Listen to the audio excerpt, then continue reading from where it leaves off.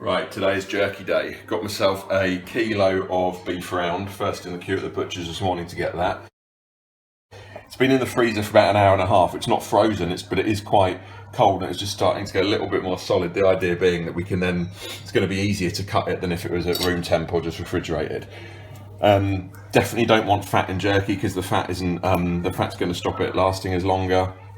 So I'm going to trim all of the fat off and then we're going to start slicing it. So I'll just get started on the trimming and then we can come back and start looking about slicing it up. Got all the fat off the round now. So we've got two options. We can go with the grain, that's going to give us a slightly chewier jerky, or we can go against the grain and that's going to make it slightly tender. So I think what I'm actually going to do is go against the grain, because I think that's going to give me more sort of like snack size longer strips, which is the kind of thing that I'm after. So I'm just going to be cutting this against the grain, not too thick. We want it relatively thin. You think about what jerky's like when you get it at the store. So yeah, that's probably a little bit too thick already, but that's about the maximum thickness we're going to be looking at, and just a slight diagonal cut against the grain.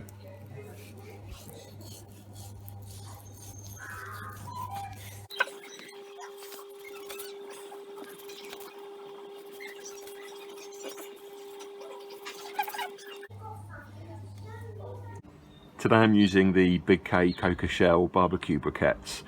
They're basically made out of compressed coconut husks, I think. What they do give those a really long burn time, which is what I'm looking for today. So I want to use much fuel, long burn, high heat for the quantity that I'm putting on, but I obviously don't want a raging fire, but we want enough heat from them and a long burn time to be able to make sure that the wood's smouldering the whole time that I'm smoking the jerky. So they look like normal, sort of like the normal compressed barbecues, like little pillows, but actually made out of coconut. So today we're kind of more or less going to be trying to cold smoke. So heat isn't what we want. We just want enough, enough flame and heat just to get the wood smouldering to create the smoke. So I've flipped the chimney starter on its head. So we've just got very shallow, using the bottom bit flipped on its head. Just got a handful of coals in there. Some of those little woolen fire starters in there. We'll get that lit in a sec. And then going with a very light minion method as well. So just a small scattering of coals in the bottom of the smoker. So we'll get that lit, and then we're going to be looking to try and hit about 65°C, so about 150 Fahrenheit. Ready to go. These are burning through nicely now. We have got just a tiny bit of water in the water pan. Don't really want any moistness in the atmosphere. It's really just to act as a bit of a heat shield.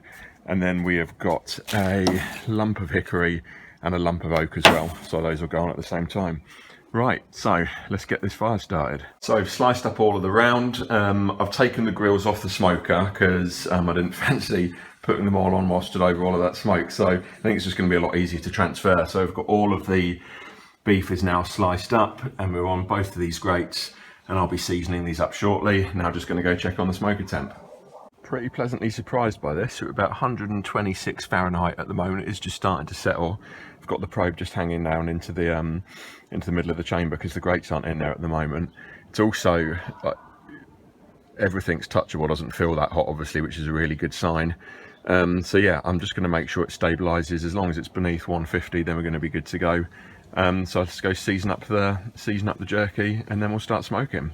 So I've just gone with the dry rub, salt and pepper, onion granules, garlic granules, and a tiny bit of cayenne as well, just give it a little bit of a kick. So we're just going to get this all seasoned up and then it's ready to go on.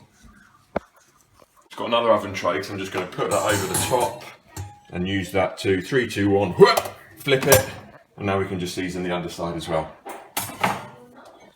2 trays of jerky fully seasoned up. So what we've now got to do is get them on the smoker. So it's at about 160. It's going to lose a lot of heat though when we take everything apart for a sec, so I'm not too worried about that. Put it there for a sec. I'm going to stack it up both levels, so in we go with level 1. Don't want to drop anything into the water bath. Come on, you swine. In we go. There we go. Right, that is deck 1 on. Perfect. A lot of smoke coming through now. That is great news. Deck 2 on. On we go. I'm just going to reposition a couple of pieces actually, just because I don't want them touching the side. Space them out nicely. Okay, lid back on, and we're going to smoke that for about 3 hours, I think. Nice one. See you in a few hours. We are now 2 hours in, 133 Fahrenheit. This is quite nice actually. I didn't realise that this thermometer, it's a bit of condensation in there, but still seems to be working on the lid thermometer, so that's good. Thought we'd just have a quick look at what's going on in the fire. So you can see in there charcoal still. Actually, it's shaped quite nicely, some of that charcoal. That's why we put the chunks in, because you just get a really long burn time out of them. I might just flip them over actually, just see if we can get a bit more smoke for the final hour. And then we're going to take them out and start dehydrating them even more in the oven. We've had 3 hours of smoke, so I'm going to take it off, see what's going on. Not bad. That is beginning to look a little bit like jerky. Nice. So next thing we've got to do, let's have a look at this. That is looking all right. Next thing we've got to do is get this into the oven. It's going to sit in the oven for about going to go with about 15 hours. So we're just going to take out the second rack as well.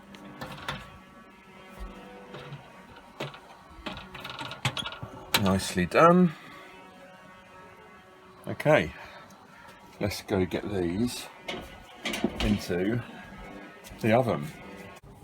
Got this on the lowest setting, about 60 degrees C. This is just going to dry it all out for about 15 hours. We'll see you tomorrow.